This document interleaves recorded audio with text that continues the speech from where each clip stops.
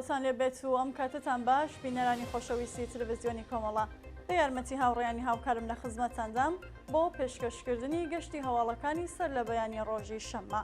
سەرەتا سەردێڕێی گرنگترین هەواڵەکان.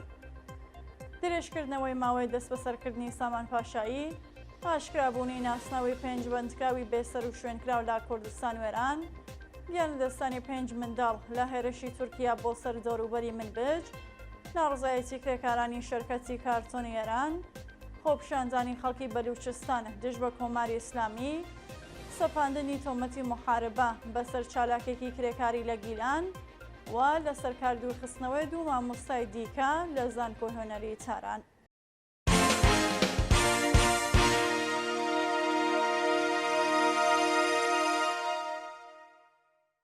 درێژەی هەواڵەکان. درێژکردنەوەی ماوەی دەستبەسەرکردنی سامان پاشایی. بڕیاری دەستبەسەرکردنی کاتی سامان پاشایی خاوەن مێدالیای جیهانی زۆرانبازی و خەڵکی سەقز کە بە مەبەستی وەرگرتنی دانپێدانانی زۆرەملێ لە ژێرگۆشاری توندی هێز ئەمنیەکاندایە بۆ ماوەی مانگێکی دیکە درێژکرایەوە. بە پێزانیاریەکان ئەمە سێهەم جارەکە فەرمانی دەستبەسەرکردنی سامان درێژ دەکرێتەوە. هێز ئەمنیەکان هەڕەشەیان لە ناوراو کردووە ئەگەر هاوکار نەبێت لە دانپێدانان ئەو لە کارەکە دوو دەخرێتەوە و ڕێگەی پێ نادرێت هیچ چارێک بکات و بۆ ماوەیەکی نادیار لە زینداندا دەمێنێتەوە. چوونەسەرەوەی ئاماری خۆکوژی منداڵان بەهۆی هەژاری. بەپێ ئاماری ناوەندەکانی مافی مرۆڤ لە ماوەی 14 ئاگۆست تاکو 31 ئاگۆستی 2023 واتە 18 ڕۆژی کۆتایی ئەو مانگە لانی کەم 13 حاڵەتی خۆکوژی منداڵان و مێر منداڵانی ژێر تەمەن 18 ساڵ لە شارەکانی داڵاهۆ، کامیاران، شنۆ، سەردەشت، دیواندەرە، ورمێ، ڕەوانسەر، بۆکان و سەلاسی باوەجانی تۆمارکراوە. بەپێ ئەو ئامارانە مامناوەندی تەمەنی ئەو کەسانەی خۆیان کوشتووە 15 ساڵە و شارەکانی کامیاران، شنۆ، سەردەشت و داڵاهۆ هەر کامەیان بە 2 حاڵەت زۆرترین ئاماریان تۆمار کردووە.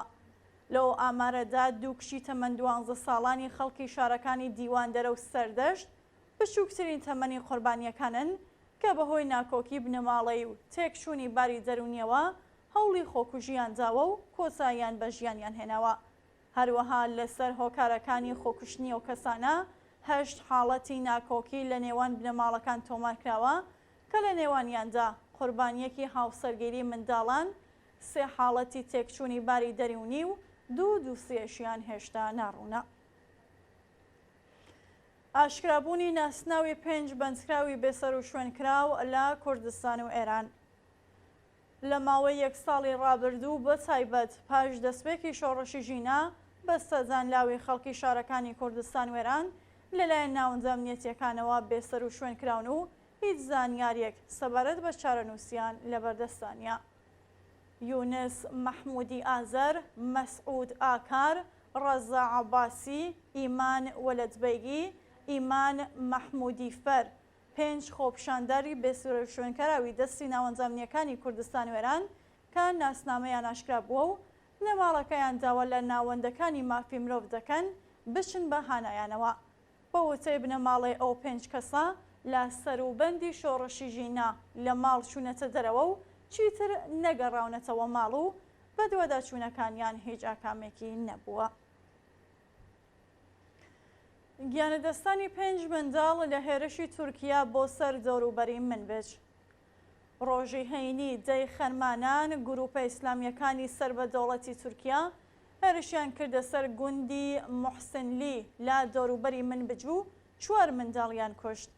بە پێڕاپۆرسەکان چەکدارانی ئیسلامگەرای سەر بە دەوڵەتی تورکیا بە پشتیوانی ئاسمانی تورکیاوە هێرشیان کردە سەر گوندی موحسنلی لە دەوروبەری منبج و پاش کوشتنی 4 منداڵ گونجەکەیان بۆ ماوەی چەند کاتژمێر داگیر کرد، بەڵام فڕۆکەکانی رووسیا هێرشیان کردە سەریان و هێزەکانی سووریای دموکراتیک لەگەڵیان بەشەر هاتن و گونجەکەیان دووبارە ڕزگار کرد.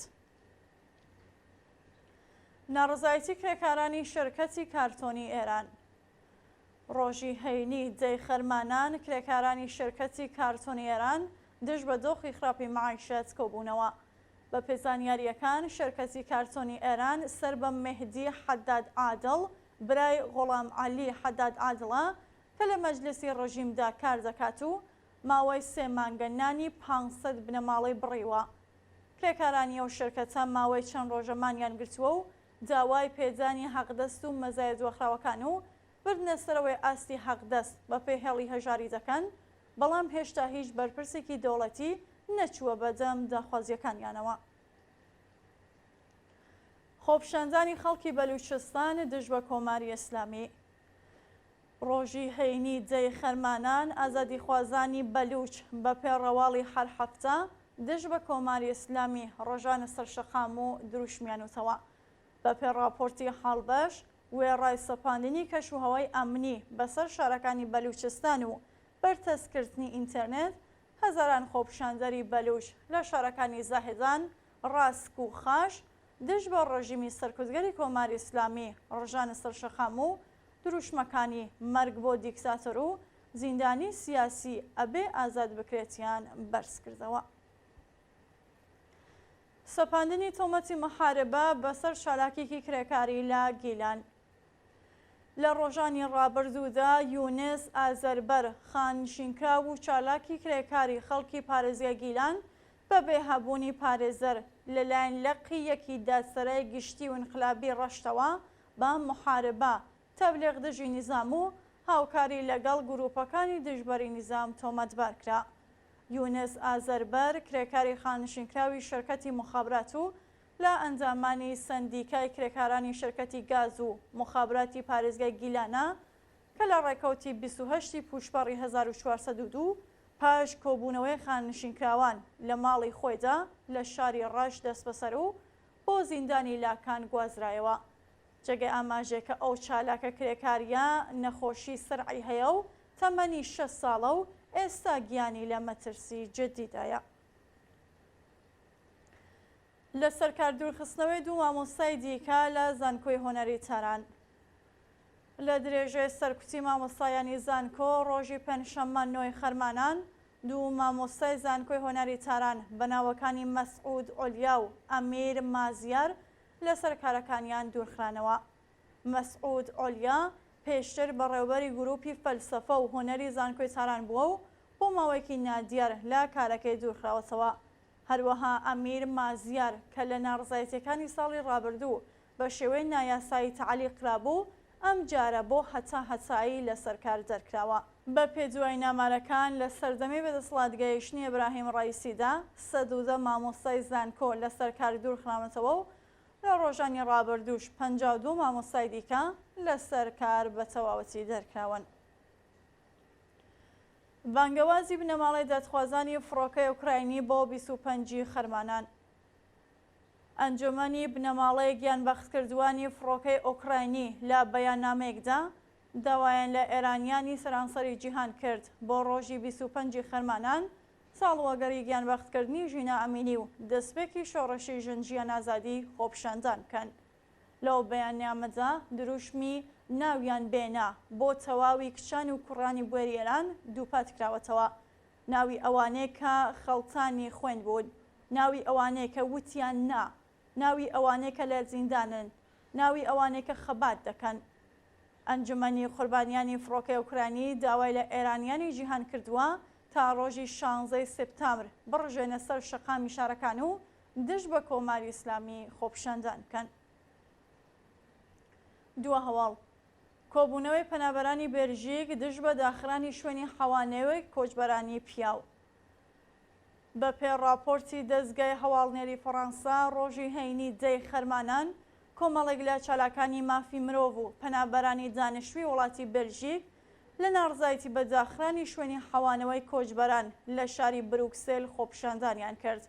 جێگیری سەرۆکی فێدراسیۆنی نێنۆتەوەی مافی مرۆڤ لەو بارەوە ڕایگەیاند دەوڵەتی بێلژیک زۆربەی جار ئەڵێت ئێمە پێویستمان بە یاسای کۆچبەری لێبڕاو بەڵام ئینسانی هەیە. ئەوە لە حاڵێکدایەکە لە ماوەی 1 ساڵی ڕابردوودا پەنابەران تەنها سیاسەتی لێبڕاویان بینیوە نەک ئینسانی. جێگەی ئاماژەیەکە وڵاتانی یەکێتی ئەوروپا لە دوایین کۆبوونەوەیاندا یاساکانی وەرگرتنی پەنابەریان سەختتر کردووەتەوە و سنوورەکانیان بەسەر کۆچبەراندا داخستووە. هەروەها ڕۆژانە بە سەدان کۆچبەر لە وڵاتانی یەکێتی ئەوروپاوە بۆ وڵاتەکانیان دیپۆرت دەکرێنەوە. بینەرانی خۆشەویست هەواڵەکانتان پێشکەشکە هەر شاد و بەختەوەربن.